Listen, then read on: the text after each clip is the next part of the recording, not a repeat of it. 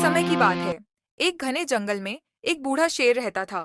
वह कभी जंगल का सबसे ताकतवर राजा था। सभी जानवर उससे डरते थे, लेकिन अब वह बूढ़ा हो गया था। उसके दांत कमजोर हो गए थे और वह पहले की तरह तेज नहीं दौड़ सकता था। धीरे धीरे शेर को शिकार पकड़ने में बहुत कठिनाई होने लगी। कई बार वह पूरे दिन भूखा रह जाता।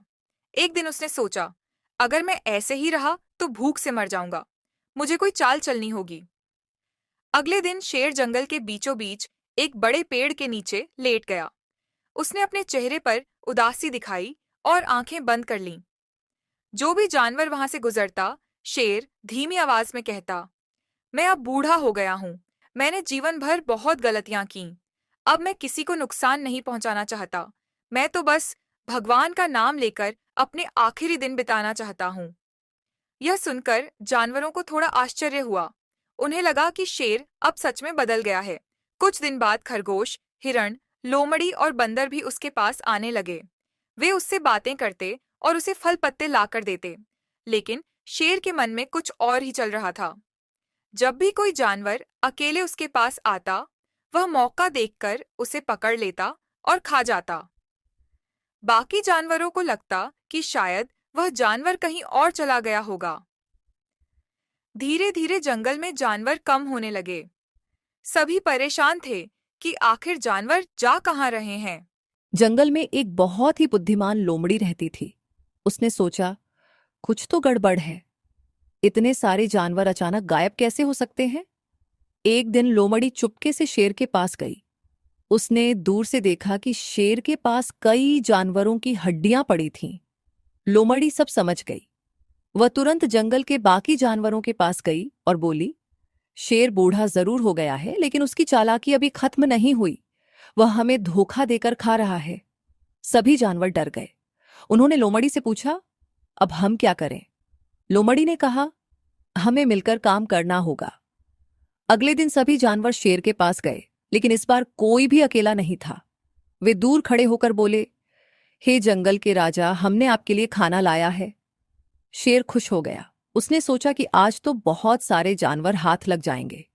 जैसे ही वह उठकर उनकी तरफ बढ़ा, जानवर पीछे हट गए और उसे एक पुराने कुएं के पास ले गए।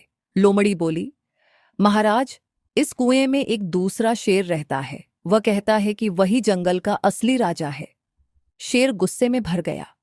वह कुएं के पास गया और अंदर झांका। उसे पानी में अपनी ही परछाई दिखाई दी। उसने समझा कि सच में दूसरा शेर है।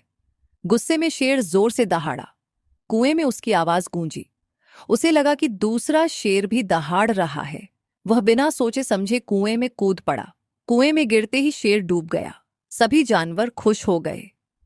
उन्होंने लोमड़ी की बुद्धिमानी की तारीफ की। उस दिन के बाद जंगल में फिर से शांति लौट आई। शेर के मरने के बाद जंगल में सभी जानवरों ने राहत की सांस ली। अब उन्हें डर के साए में नहीं जीना पड़ता था। हिरण खुले मैदान में दौड़ते, बंदर पेड़ों पर कूदते और खरगोश बिलों से बाहर निकलकर खेलते।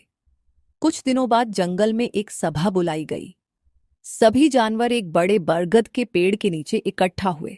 सबने मिलकर लोमड़ी को धन्यवाद दिया। हिरण बोला, अगर लोमड़ी समझदारी नहीं दिखाती तो शायद हम सब एक एक करके शेर का शिकार बन जाते। बंदर बोला, हमें अब ऐसा राजा चुनना चाहिए जो सिर्फ ताकतवर ही नहीं बल्कि दयालु और बुद्धिमान भी हो। सभी जानवर सोच में पड़ गए। तभी एक बूढ़ा हाथी आगे आया। वह बहुत शांत और समझदार था। उसने कहा, राजा वह होना चाहिए जो सबकी रक्षा करे, न कि सबको डराए। जानवरों ने हाथी की बात मान ली। उन्होंने तय किया कि अब जंगल में कोई एक राजा नहीं होगा। हर बड़े फैसले के लिए सभी जानवर मिलकर सलाह करेंगे। कुछ महीनों तक जंगल में बहुत शांति रही। लेकिन एक दिन जंगल में एक नया खतरा आ गया। कुछ शिकारी जंगल के पास आ पहुंचे। उनके हाथों में जाल, भाले और रस्सियां थीं। वे जानवरों को पकड़कर ले जाना चाहते थे। एक छोटे खरगोश ने सबसे पहले शिकारियों को देखा। वह दौड़ता हुआ सभा के पास पहुंचा और बोला, बचाओ, जंगल में शिकारी आ गए हैं। सभी जानवर डर गए, लेकिन इस बार वे पहले जैसे कमजोर नहीं थे। लोमड़ी ने तुरंत योजना बनाई। उसने कहा, हाथी रास्ते में बड़े पेड़ गिरा देंगे बंदर पेड़ों से फल और टहनियां फेंकेंगे, मधुमक्खियां शिकारियों पर हमला करेंगी और खरगोश उन्हें गलत रास्ते पर ले जाएंगे। सभी जानवर अपनी अपनी जगह पर तैयार हो गए। जैसे ही शिकारी जंगल के अंदर आए, हाथियों ने बड़े पेड़ गिराकर रास्ता बंद कर दिया। बंदरों ने ऊपर से पत्थर और फल फेंकने शुरू कर दिए। मधुमक्खियां शिकारियों के पीछे पड़ गईं। खरगोश उन्हें दलदल की ओर ले गए। शिकारी घबरा गए, वे भागने लगे। कुछ लोग दलदल में फंस गए, कुछ गिर पड़े और बाकी जंगल से बाहर भाग गए। उस दिन के बाद कोई शिकारी उस जंगल में आने की हिम्मत नहीं कर पाया। सभी जानवर फिर से खुशी से रहने लगे। अब उन्हें समझ आ गया था कि जब सब मिलकर काम करते हैं तो कोई भी दुश्मन उनका कुछ नहीं बिगाड़ सकता।